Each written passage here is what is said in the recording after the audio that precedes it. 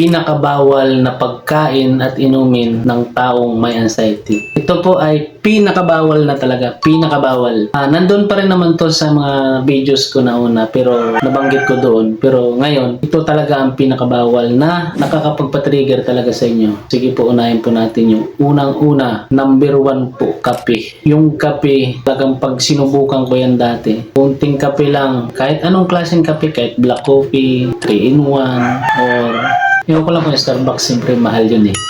Baka hindi ako sumpong, joke lang. Pero bawal po talaga. Lahat ng mga inumin na may caffeine, bawal na bawal po yan. Matindi po yan ang reaksyon ng si Thomas niyan. Grabe. Parang parang tumatayo yung mga balahibo mo. Pag ganyan, parang siguro hindi ko lang maipaliwanag kasi hindi ko alam yan pag tumaas siguro ang acid, mga ganun. Kasi nag-ano kagad siya, nagtitrigger kung sa dugo naman siguro, hindi ko lang ano kasi wala po tayong aral yan. Yan po ang nararamdaman pag uminom ka ng kape. Pag uminom ka ng kape, ganyan maramdaman mo. Kaya bawal na bawal, trigger agad. Mismo, pag uminom ka, matitrigger ka agad, nahihilo ka. Diba? Yun po ang mga pinakabawal. Sunod po, alak. Alam mo anong resulta ng alak? May time na pag uminom ka ng alak, yun sa ano pa lang, sa nag-iinom ka, mga ganun. Sa pangyayari na nag-iinom ka, wala yan. Bali wala kang mararamdaman. Once na sobrahan yan, tapos nagkaroon ka ng hangover, kinabukasan, kinaumagahan, doon nyo po mararamdaman ang pahirap ng alak sa inyo, lalo na kayo pag may anxiety. Lahat ng sintomas na nakala mo ng hangover, ibubuhos niya lahat ng sintomas sa katawan mo. Lahat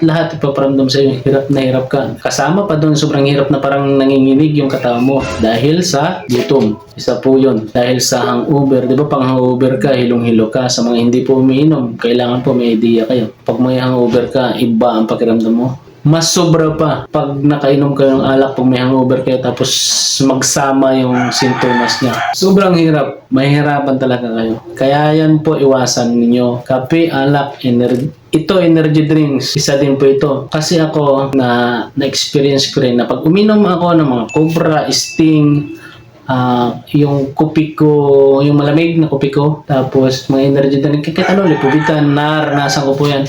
Alam niyo po kung anong nangyayari din sa akin yan. Ang kabog ng dibdib ko, iba. Umano yan. Nahihirapan talaga ako. Kumakabog siya ng gusto. Pero pag kumakabog yan, lalo kang kakabahan. Kakabahan ka. Kasi parang minsan may guguhit pa na dito, may sasakit pa sa tiyan mo, agay.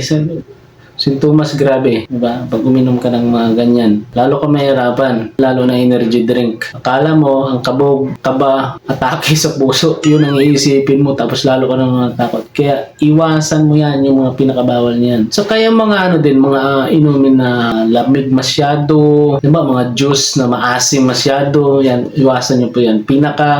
Bawal, pinaka-iwasan nyo po yan talaga. So, okay, tapos na po tayo sa inumin. Dito naman po tayo sa mga pagkain. Alam nyo po sa pagkain, number 1 po, yung unhealthy foods na mga pagkain. Like matataba, taba ng baboy, iwasan yan. Ako, pag kumain ako dati ng mga ganyan, kinakabahan ako. Iisip ko, baka mamaya hibla rin ako. Mamaya atakihin ako. Basta lahat ng iisipin na part ng anxiety na maaaring magkatakot, iisipin mo yan. Grabe talaga kapag kumain ka ng mga taba. Sobrang dami. Pero dati po yan Ngayon wala na pong reaction sa akin yan. Lahat. Maliban lang pag sa kape, pag dalawa ko sa umaga nagtitrigger po sa akin. Kaya yung topic muna natin. Yung taba. Yung sa taba na yan, mga ng baboy, kung maaari, iwasan po natin yan. Pwede yan, mga tikim-tikim lang talaga siguro. Pag hindi pa po kayo gumaling, papalawanan po natin pag hindi po kayo gumaling. Pero kung gumaling na kayo, do it, bahala ka. Bahala ka kumain kung anong kaya mo. Bahala ka na kung bumalik yung anxiety mo.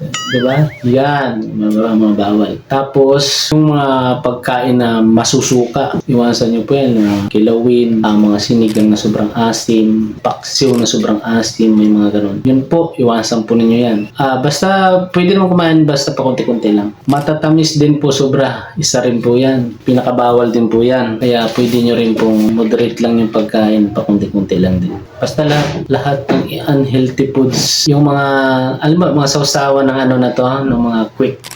Yung may cornstarch. Yan, tapos maanghang. Yung mga sausawa ng mga na yan, mga fishball, mga yan, malakas din magpa-trigger yan. Kaya kailangan iwasan. Sa kalas po ito, yung mamantika sobra ng mga pagkain. Lahat ng mamantika. Saka kanin. Iwasan nyo po yun. Yung sobrang daming kanin, iwasan nyo po.